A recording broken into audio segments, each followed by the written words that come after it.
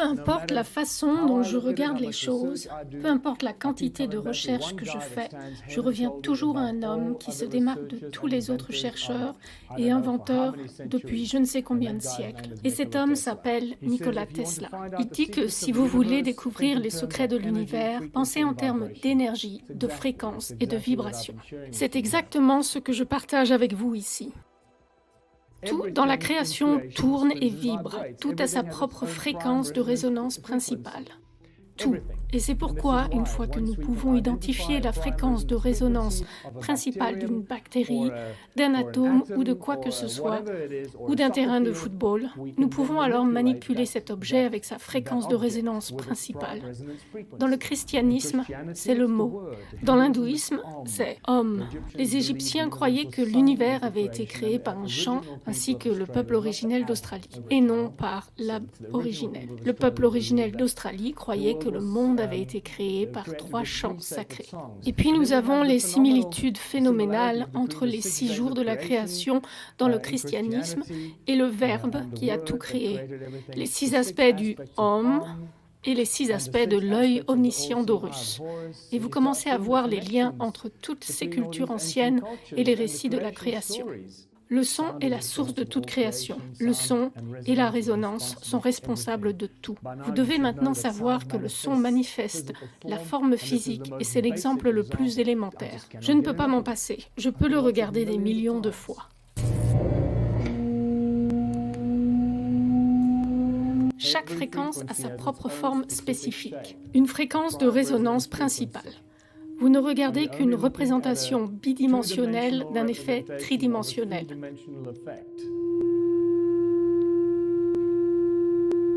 Les premiers habitants de l'Australie ont donc une histoire de la création qui dit que le temps a commencé lorsque des êtres surnaturels se sont réveillés et ont percé la surface de la Terre. Imaginez donc cette plaque de métal est la surface de la Terre. Et les êtres surnaturels ont percé la surface et ils ont créé la surface de la Terre avec 3 chants sacrés. Ceci est tiré de la brillante vidéo cinématique de Hans Jenny.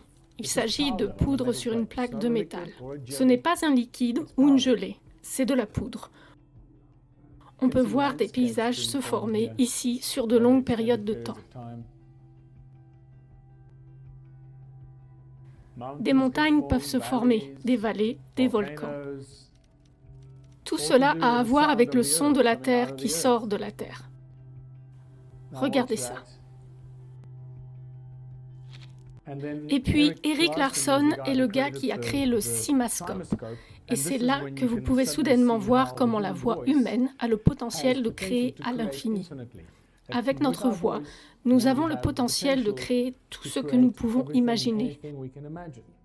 Nous sommes bel et bien des créateurs. Et n'oubliez pas que chaque pensée que vous avez a également une fréquence et une vibration en guise de résonance, tout comme votre voix.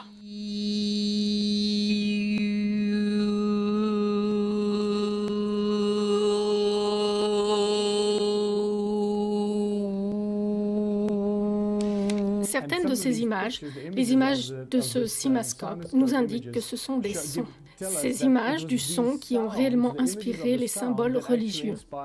Cette belle croix dans un cercle au centre de certaines de ces photographies cimascopiques nous donne une indication très claire que les créateurs des symboles religieux savaient exactement de quoi ils parlaient. Que la source de la création est le son lui-même. Et cela nous amène à ce que fait le son. Le son fait à peu près tout ce que vous pouvez imaginer parce qu'il est une source de création. Et cela nous amène à utiliser le son comme outil ou comme technologie. Le son crée la lumière. C'est très évident.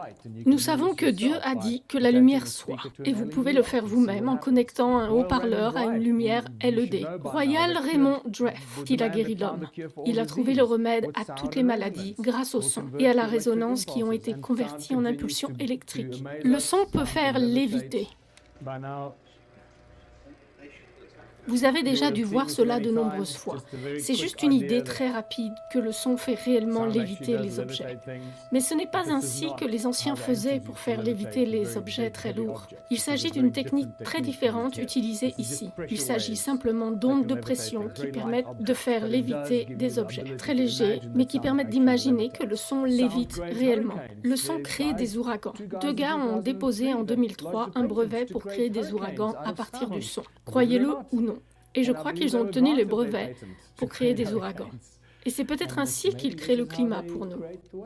Sans même que nous nous en rendions compte, et c'est là que nous commençons à comprendre véritablement certains maîtres. Et peu importe comment je regarde les choses, combien de recherches je fais, je reviens toujours à un gars qui se démarque de tous les autres chercheurs et inventeurs depuis je ne sais combien de siècles. Et ce gars s'appelle Nikola Tesla. Il dit que si vous voulez découvrir les secrets de l'univers, pensez en termes de fréquences énergétiques et de vibrations. C'est exactement ça. C'est exactement ce que je partage avec vous ici. Tout est son et magnétisme. Et c'est vraiment important. Ce que la plupart des gens ne savent pas, c'est, rappelez-vous, le son. Dieu a dit que la lumière soit. Donc c'est du son, un son en mouvement. Le son se manifeste par des champs toroïdaux. Ces champs toroïdaux en mouvement créent des champs magnétiques qui sont eux aussi des champs toroïdaux. Et les champs magnétiques en mouvement créent de l'électricité. Voilà la séquence des événements. Cela nous dit que parce que le son crée des champs magnétiques, cela signifie que tout doit avoir un champ magnétique. Ça doit être magnétique d'une certaine manière. Et si ce n'est pas le cas, il y a une raison très spécifique pour laquelle ce n'est pas magnétique. Voici un exemple. Vous ne pensez peut-être pas que l'eau est magnétique, mais c'est le cas. Tout comme le graphite, l'aluminium et le verre. L'aluminium est un bon exemple de paramagnétisme. Il en est de même pour l'oxygène qui est attiré par les aimants. Ici, j'ai quelques millilitres d'oxygène liquide qui se collent à l'aimant. J'expliquerai pourquoi plus tard. L'oxyde de gadolinium et le sulfate cuivrique sont de bons exemples de substances paramagnétiques. Le sulfate cuivrique est un sel qui peut être capté par un aimant. Voici une image d'un électron. Cette photo a été prise il y a une dizaine d'années. On nous dit qu'il s'agit d'un faisceau lumineux ou d'un électron traversant un faisceau lumineux. Voyez-vous une particule quelque part sur cette photo ? Non, il n'y a aucune particule. Ce sont des ondes résonantes et pourtant on nous dit que c'est un électron. Voyez-vous comment on nous lave le cerveau? Voilà donc ce que Nikola Tesla a à nous dire sur l'électron dans une interview en 1928. Sur le sujet de la matière dans son ensemble, en fait, le docteur Tesla a des opinions étonnamment originales. Il n'est pas d'accord avec le concept de théorie atomique de la matière et ne croit pas à l'existence de l'électron tel que l'a décrit la science. C'est un choc pour le système car nous pensons tous aux électrons, les électrons, les électrons, et on commence à voir un programme se développer ici, un programme développé par les universités traditionnelles, la fraternité scientifique traditionnelle, sous la direction de ceux qui essaient de nous mentir et de nous faire croire des choses qui ne sont pas vraies. Voilà ce qu'Einstein a à dire sur les électrons. Dans le traitement théorique de ces électrons, nous sommes confrontés à la difficulté que la théorie électrodynamique elle-même est incapable de rendre compte de leur nature, car les masses électriques constituant l'électron seraient nécessairement dispersées sous l'influence de leur répulsion mutuelle, à moins qu'il n'y ait des forces d'un autre genre agissant entre elles, dont la nature nous est restée jusqu'ici obscure. Il dit donc ici, il ne comprend pas très bien comment les électrons se forment et il nous dit que des millions de personnes dans le monde entier se font tromper par l'électron inexistant et il a beaucoup plus à dire à ce sujet. Et vous commencez à voir que les scientifiques, les inventeurs et les chercheurs au cours des 200 dernières années se sont farouchement opposés à ce concept d'électron et de structure atomique qui nous a été imposé de force dans toutes nos institutions éducatives et que nous tenons pour acquis et que nous acceptons parce que nous croyons que les personnes qui nous enseignent sont intelligentes et ne nous mentent pas. Nous acceptons simplement les choses. Alors de quoi parlent les cercles de pierre? Vous pouvez maintenant voir clairement que nous avons affaire à des motifs cymatiques. Il est très évident que nous avons affaire à des motifs cymatiques. C'est ce que représente chaque cercle de pierre. Ce n'est qu'une représentation de la fréquence sonore qui sort de la Terre à un point précis. C'est de cela qu'il s'agit. Et certaines de ces cymatiques, comme du sable sur une plaque de métal, mais maintenant ce sont des pierres. Certaines des structures sont en fait des magnétrons très distincts et ces formes de fleurs. Chaque fois que nous voyons un cercle de pierre en forme de fleurs, cela signifie qu'ils ont en fait construit un ancien magnétron géant comme celui-ci. Des magnétrons qui peuvent couper le métal en une fraction de seconde. Et j'ai demandé à 2 scientifiques du magnétron quelle quantité d'énergie un magnétron de 40 mètres de diamètre générerait. Rappelez-vous qu'un minuscule magnétron peut créer tellement d'énergie dans un faisceau laser qu'il coupe le métal en une fraction de seconde. Je veux dire qu'il fait littéralement fondre le métal. Et la réponse était qu'un magnétron de cette taille créerait plus d'énergie que toutes les centrales électriques de la Terre réunies. Nous avons des millions de ces magnétrons en Afrique du Sud. Donc ces gars-là généraient tellement d'énergie que c'est insensé. Et nous le savons parce que nous l'avons mesuré. Nous avons mesuré les fréquences sonores, les champs électromagnétiques, le volume et les décibels. Et c'est tout simplement insensé ce qui sort de ces cercles de pierre. Le calendrier d'Adam est le plus puissant de tous ces anciens cercles de pierre. Le calendrier d'Adam est en fait beaucoup plus puissant. C'est comme s'ils semblaient tous envoyer leur fréquence au calendrier d'Adam. Et c'est comme le point de collecte de tout cela. L'énergie est créée par tous ces millions de cercles de pierre. C'est ce à quoi cela ressemble. Donc ce que nous avons au calendrier d'Adam est un effet toroïdal très défini et il est vivant, même aujourd'hui parce que nous l'avons mesuré. Donc quand vous regardez les anciennes structures construites en pierre, vous réalisez que ces gars savaient exactement ce qu'ils faisaient. Ils comprennent que la pierre est l'outil qui porte avec lui la capacité de stockage d'informations. C'est une source d'énergie. Et c'est pourquoi ils ont utilisé la pierre. Non pas parce qu'ils étaient stupides, mais parce qu'ils étaient très intelligents. Nous sommes les stupides. Mais nous rattrapons notre retard assez rapidement.